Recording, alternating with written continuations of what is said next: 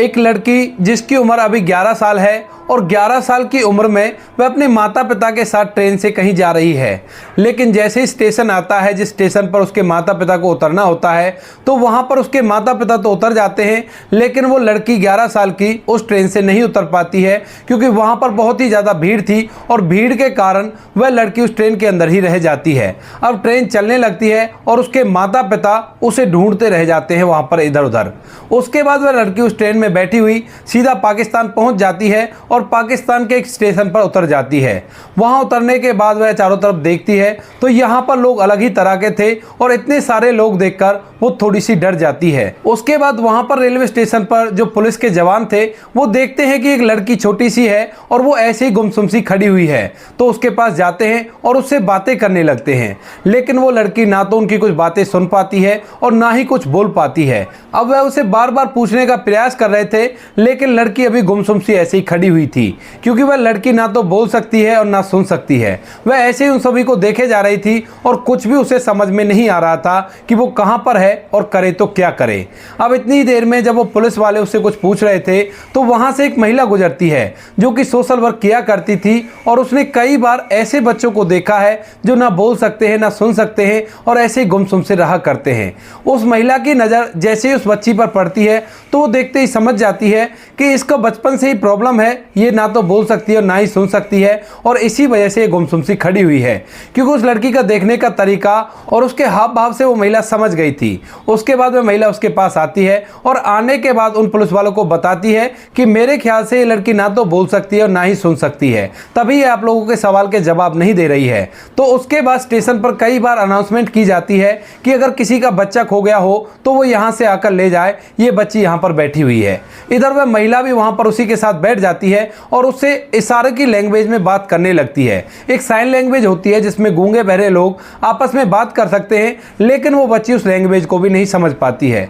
उस महिला को समझने में देर नहीं लगती है कि इस लड़की को साइन लैंग्वेज भी नहीं आया करती। उसके बाद वह महिला उस बच्ची के साथ बैठकर थोड़ी देर तक वहां पर इंतजार करती है, लेकिन फिर वहां पर कोई भी नहीं आता है। तो जो वह सोशल वर्कर महिला मुस्लिम थी वह उसे लेकर एक अनाथ आश्रम में चली जाती है। रेलवे स्टेशन के पुलिस वालों से उसने बात कर ली थी और कहा था कि मैं इसे उस अनाथ आश्रम में ले जा रही हूँ, अगर यहाँ पे कोई भी इसके बारे में क्वेरी आए तो आप उन लोगों को वहां पर भेज देना और वहां पर ये लड़की आपको मिल जाएगी। वह महिला उसे अनाथ आश्रम में छोड़ देती है और उसके बाद अपने काम धंधे में व्यस्त हो जाती है। लगभग 3-4 दिन बीत जाते हैं और 3-4 दिन बाद वह दोबारा से उसी अनाथ आश्रम में जाती है और वहां जाकर उस लड़की को देखने लगती है। वहां जाकर उसे पता चलता है कि इसको ना तो कोई लेने आया है और ना ही कैसी भी कोई कंप्लेंट किसी भी रेलवे स्टेशन पर दर्ज कराई गई है। अब इस बात को देखकर उस सोशल वर्कर को बड़ा ही बुरा लगता है क्योंकि बच्ची की शक्ल से मासूमियत साफ साफ झलक रही थी और उसकी ज्यादा उम्र भी नहीं थी। तो इसके बाद जो महिला होती है उस लड़की को अपने साथ रखकर पालने का फैसला करती है।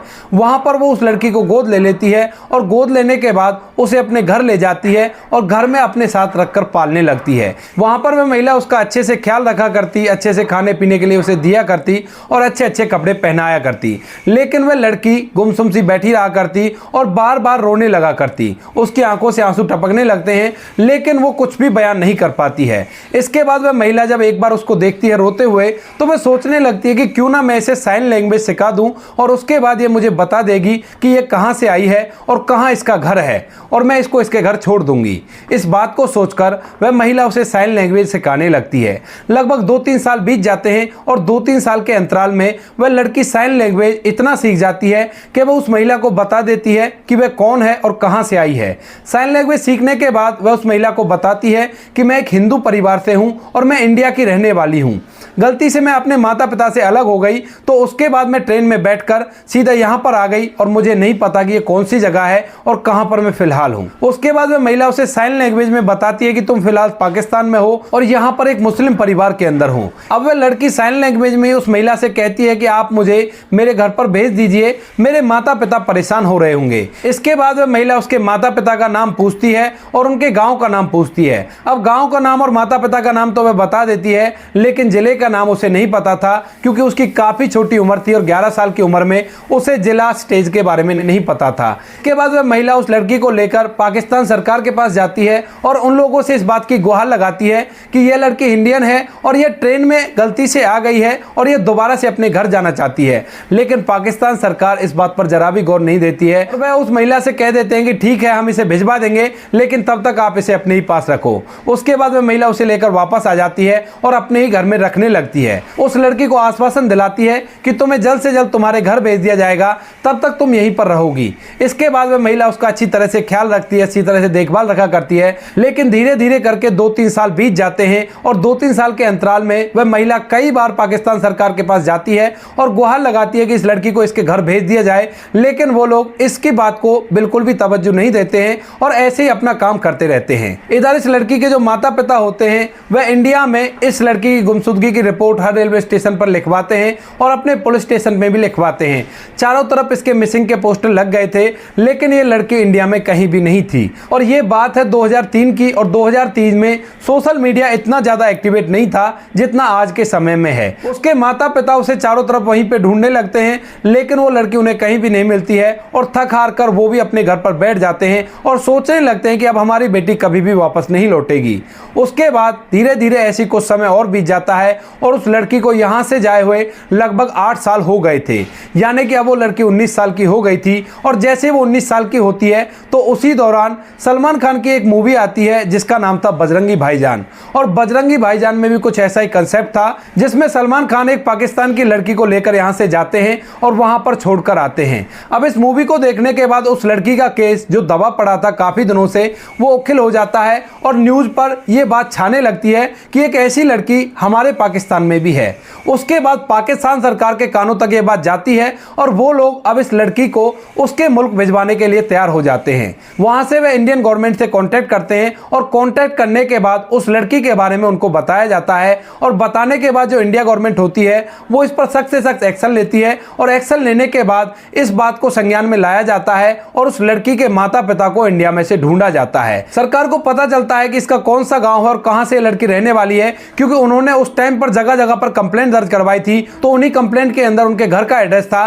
तो इसके बाद सरकार का एक आदमी उनके पास जाता है। वहां जाने के बाद वह दरवाजा खटखटाता है। घर के अंदर उस लड़की के माता पिता और भाई बहन घर के अंदर बैठे हुए थे और दरवाजा खटखटाने के बाद उस लड़की का पिता दरवाजा खोलता है और सामने वाले व्यक्ति से पूछने लगता है कि जी कहिए आपको किससे मिलना है।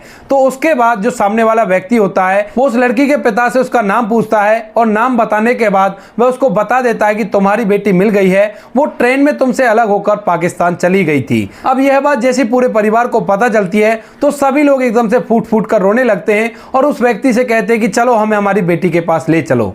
उसके बाद वह सरकारी व्यक्ति उनसे कहता है कि कोई बात नहीं, धैर्य रखो, तुम्हारी बेटी जल्द से जल्द यहाँ पर आ जाएगी, क्योंकि पाकिस्तान सरकार ने हमसे कांटेक्ट किया है और कहा है कि तुम्हारे यहाँ की लड़की हमारे पास है। इसके बाद पाकिस्तान सरकार की मदद से उस लड़की को इंडिया लाया जाता है और इंडिया में आने के बाद दोबारा से उसके माता पिता को सौंप दिया जाता है। अब जैसे ही वो अपने माता पिता के पास आती है तो एकदम से अपने माता पिता को देखकर फूट फूट कर रोने लगती है और उनके गले से लिपट जाती है। अब इन 8 सालों के दौरान उसके भाई बहन काफी ज्यादा बड़े हो चुके थे, जिनकी शक्लें भी थोड़ी थोड़ी बदल गई थी, लेकिन वो अपने घर पर आकर बड़ी खुश होती है और अपने माता पिता के गले लगकर फूट फूट कर रोने लगती है। अब यह खबर चारों तरफ फैल गई थी क्योंकि वो तो एक मूवी थी और यहाँ पर यह असलियत में हो गया था।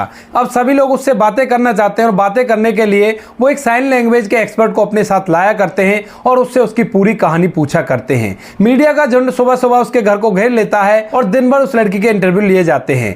चारों तरफ खबर फैल गई थी कि ये लड़की 8 साल तक पाकिस्तान के अंदर रही है और उसके बाद अपने घर पर आई है। तो उस लड़की से वहां की उस महिला के बारे में पूछा जाता है जिसके घर पे वो अब तक रही थी। तो वह लड़की उस महिला को एक देवी का रूप बताती है और कहती है कि उन्होंने मुझे बड़ी अच्छी तरह से रखा है और अच्छे से मेरी देखभाल की है, उन्होंने जरा भी मुझे तकलीफ नहीं दी है। जब उन्हें पता चल गया था कि वो एक हिंदू है तो उसके बाद उसकी पूजा पाठ भी घर के अंदर ही स्टार्ट करवा दी थी। कभी जब हिंदुओं के त्योहार आया करते तो वह महिला उस लड़की के लिए उस त्योहार की अरेंजमेंट वहीं पर किया करती और उसके त्योहार को अच्छी तरह से मनवाया करती। अब यह बात मीडिया पर दिखाई जाने लगती है और यह बात जैसे वह महिला अपने वहां पर मीडिया पे देखती है तो देखने के बाद उसकी आंखों से आंसू टपकने लगते हैं, क्योंकि उस महिला ने उस लड़की को अपनी बच्ची समझकर ही पाला था और इसी वजह से उसने उसे एडॉप्ट किया था। लेकिन उसे नहीं पता था कि यह लड़की हिंदुस्तान से आई है और एक हिंदू फैमिली से बिलोंग करती है। जब उसे पता चला तो उसके बाद उसने उसके त्योहार भी इसी तरीके से मनवाए जिस तरह से हिंदू फैमिली मनाया करती है और अच्छी तरह से उसे हिंदू रीति रिवाज के बारे में कई तरह की बातें भी बताई थी। अब कभी कभी वह महिला पाकिस्तान से हिंदुस्तान आया करती है उस लड़की से मिलने के लिए, क्योंकि इतने साल उसके पास रहने के बाद उसका एक अलग सा अटैचमेंट उस लड़की से बन गया है और वो यहाँ पर आकर उससे साइन लैंग्वेज में ढेर सारी बातें किया करती है है और उसके बारे में हालचाल लेने के लिए आया करती है। अब जब कभी उसके माता पिता से पूछा जाता है कि क्या आपको उम्मीद थी कि आपकी बेटी वापस लौटेगी, तो वो लोग कहते हैं कि हमें बिल्कुल भी इस बात की उम्मीद नहीं थी कि हमारी बेटी कहीं जिंदा भी है और ये वापस भी लौटेगी, क्योंकि हम लोगों ने काफ़ी दिनों तक इसकी तलाश की थी। जब ये हमें नहीं मिली तो हमने सोच लिया कि अब हमारी बेटी इस दुनिया में नहीं है, अगर होती तो अब तक हमें मिल जाती, क्योंकि उसके माता पिता ने उसे हर जगह ढूंढा था लेकिन उनकी बेटी का आता पता कहीं भी उन्हें नहीं मिला था। इसके बाद वह लड़की अपने माता पिता के पास रहती है और वहीं पर साइन लैंग्वेज के आधार पर वह अपनी पढ़ाई लिखाई को आगे बढ़ाने लगती है, अच्छी तरह से पढ़ाई लिखाई करती है और आत्मनिर्भर बनकर अपनी जिंदगी को व्यतीत करने लगती है। अब इन सबका श्रेय उस महिला को जाता है जिस महिला ने 8 साल तक उसको रखा था और उसे साइन लैंग्वेज सिखाई थी। वह लड़की अब उसी महिला की तरह सोशल वर्क किया करती है और ऐसे बच्चों को अपने पास रखकर साइन लैंग्वेज सिखाया करती है और बार बार उन्हें अपनी कहानी भी बताया करती है, जिस कहानी को सुनने के बाद वो भी मोटिवेट होते हैं और उस साइन लैंग्वेज को सीखने में और भी ज्यादा रुचि दिखाया करते हैं। तो दोस्तों ये थी कहानी एक लड़की की जो ना तो बोल सकती थी और ना ही सुन सकती थी। वह बचपन में अपने माता पिता से ट्रेन में बिछड़ जाती है और बिछड़ने के बाद वह सीधा पाकिस्तान पहुंच जाती है। पाकिस्तान पहुंचने के बाद वह अच्छे से वहां पर जीवन व्यतीत करती है और साइन लैंग्वेज भी सीखती है और फिर उसके बाद दोबारा से इंडिया अपने माता पिता के पास आ जाती है। आप क्या कहना चाहते हो उस लड़की के बारे में? आप क्या कहना चाहते हो उस महिला के बारे में जिसने उसका 8 साल तक पाकिस्तान में ख्याल रखा?